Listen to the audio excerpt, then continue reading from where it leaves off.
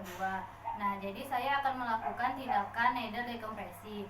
Nah, tujuan dari needle dekompresi ini untuk pasien pneumotoraks, di mana tension pneumotoraks ini berisi udara di rongga pleuranya, sehingga kita lakukan needle dekompresi ini supaya mengeluarkan udara di rongga pleura tersebut, sehingga tidak menekan paru-paru.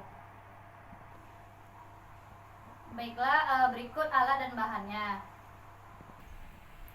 Baiklah, yang pertama itu ada bengkok, kemudian ada plester, dan ada sarung tangan steril, ada kapas dan kasa, kemudian ada siring 5-10 cc, kemudian ada needle 14G, dan ada din dan potongan jari dari sarung tangan.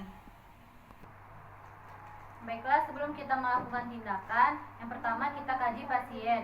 Nah, jadi indikasi dari pemasangan needle decompression ini yaitu pasien tension pneumotoraks. Tanda gejalanya itu saturasi oksigen kurang 92% dan sesak napas yang semakin lama semakin memberat. Baiklah, pada saat diinspeksi, trakea mengalami deviasi atau miring. Deviasi tergantung yang mengalami tension pneumotoraks. Jika tensionnya sebelah kanan, maka trakeanya terdorong ke sebelah kiri. Kita auskultasi. Kemudian jika diauskultasi, suara napasnya akan menghilang dan semakin melemah. Kemudian jika diperlukan, pasien diberikan hiperoksigenasi 100%. Baiklah, selanjutnya kita ke pasien. Baiklah, perkenalkan kakak perawat Gita Febriani. Nah, jadi di sini kakak akan melakukan tindakan needle dekompresi, yaitu penusukan jarum di rongga pleura AD supaya udara yang berada di rongga pleura AD akan keluar dan tidak menghambat paru-paru AD. Nah, kemudian posisikan pasien terlentang. Nah, kita tentukan lokasi penusukan. Pada pasien anak-anak dilakukan penusukannya di ICS 2 midclavicular. Pada pasien dewasa yaitu dilakukan di ICS 5 mid axilla. Baiklah, selanjutnya kita tentukan lokasinya. Nah, ini CS2 midclavicular pada anak-anak. Kemudian pada pasien dewasa, ini adalah ICS 5 mid axilla. Baiklah, selanjutnya kita cuci tangan dan pasang handscoon.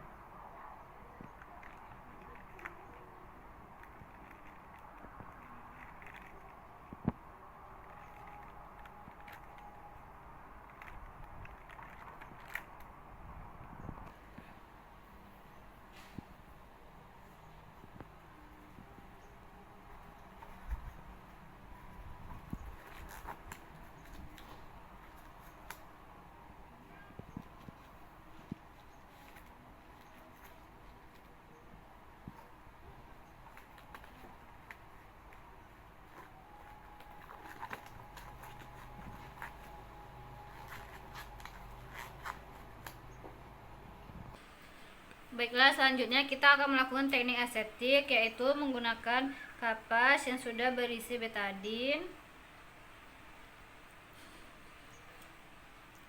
Kemudian kita lakukan di lokasi penusukan, yaitu ICS 2 dengan gerakan melingkar.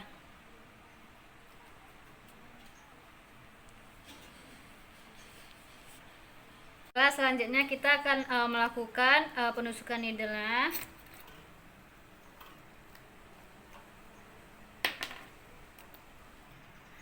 Baiklah, selanjutnya kita melakukan penusukan needle-nya.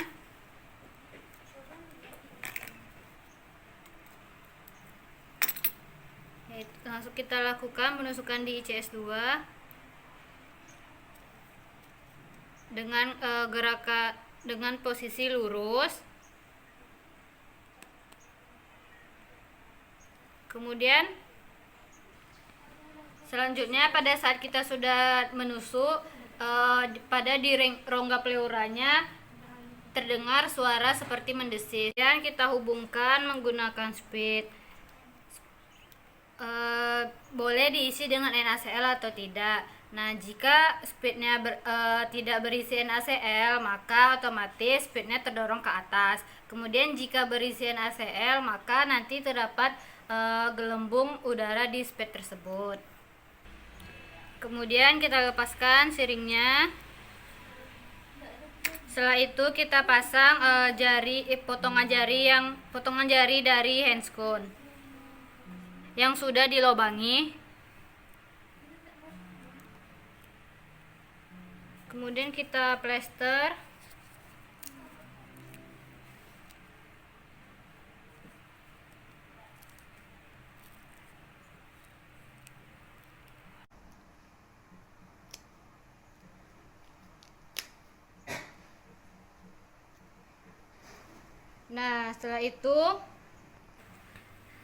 Jadi fungsi klep ini pada saat pasien inspirasi maka rongga dada akan mengembang. Kemudian maka udara yang ada di rongga pleura tersebut akan keluar. Selanjutnya pada saat ekspirasi rongga dada akan mengempis. Maka sarung tangan tadi sebagai klep ini akan terjatuh.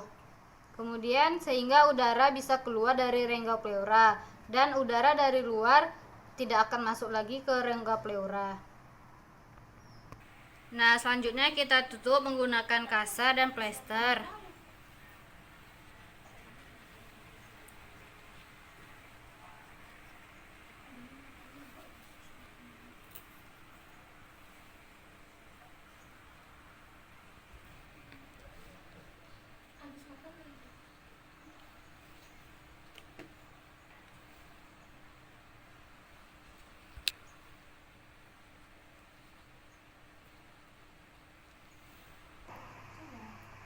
Ini adalah tindakan sementara sambil menunggu pemasangan chest tube yang dihubungkan dengan WSD. Selanjutnya kita lakukan observasi bagaimana perkembangan pasien, yaitu frekuensi pernapasannya, suara napasnya berkurang atau tidak, dan status pernapasannya. Kemudian kita lakukan auskultasi apakah suara napasnya itu sudah berkurang atau tidak.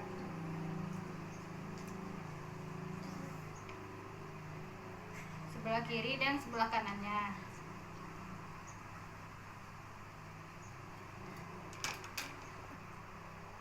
Baiklah, selanjutnya kita bereskan alat dan juga bisa dilakukan pemasangan chest tube. Kemudian kita lepas handscone dan cuci tangan.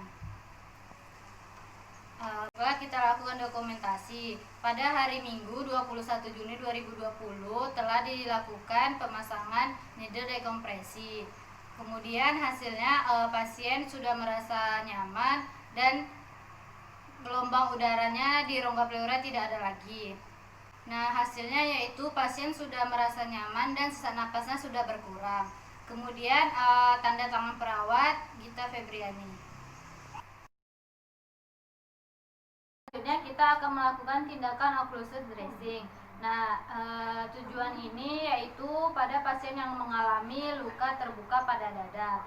Jika pasien mengalami luka terbuka, ditakutkan akan terjadinya pneumotoraks. Pneumotoraks itu yaitu udara yang masuk ke dalam rongga pleura sehingga akan menyebabkan paru-paru kolaps, sehingga pasien sulit bernapas. Baiklah, berikut alat dan bahannya, yaitu ada kasa, kemudian ada plastik transparan, ini bisa menggunakan aluminium foil, dan juga ada plester untuk menutup area lukanya, dan juga ada cairan NaCl. Kemudian yang terakhir yaitu sarung tangan steril. Jelaskan tujuan tindakan ini. Baiklah Dek, di sini kakak perawat Gita Febriani akan melakukan tindakan namanya yaitu balutan occlusive dressing. Jadi tujuannya itu untuk menutup luka, kemudian supaya mencegah udara yang masuk ke dalam rongga pleura, dan juga udara yang di rongga pleura tersebut bisa keluar ke dalam rongga pleura supaya bisa keluar ke udara bebas. Kemudian perawat mencuci tangan dan pasang handscone. Selanjutnya kita bersihkan luka, yaitu menggunakan kasa dan cairan yang udah berisi NaCl. Ambil pinsetnya.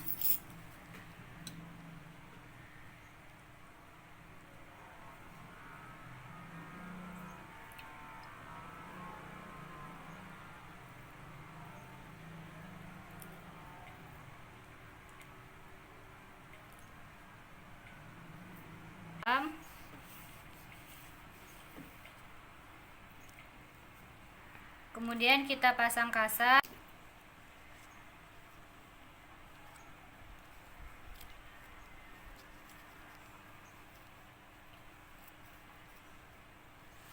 Kemudian kita letakkan plastiknya, atau bisa menggunakan aluminium foil. Kemudian kita plester di 3 sisi, yaitu sebelah kanan, bawah, dan atas.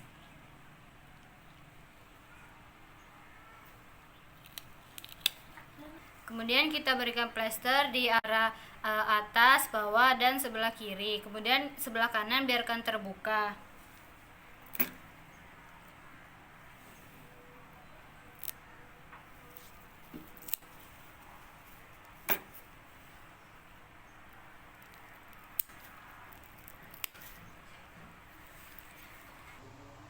Nah, jadi pada saat pasien bernapas, maka rongga dada akan mengembang.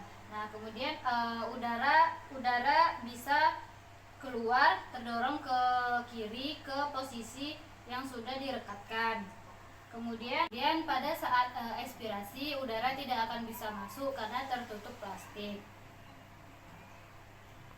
Nah, baiklah, berikutnya kita akan evaluasi status pernapasannya, laju pernapasannya, dan keluhan yang lainnya. Dan juga ini merupakan tindak darurat sebelum kita lanjutkan tindakan pemasangan selang dada. Kemudian kita bereskan alat dan lepaskan handscoon. Kemudian kita dokumentasi. 1 Juni 2020 telah dilakukan pemasangan occlusive dressing. Nah, hasilnya pasien sudah merasa nyaman dan juga sesak napasnya sudah berkurang. Kemudian tanda tangan perawat Gita Febriani.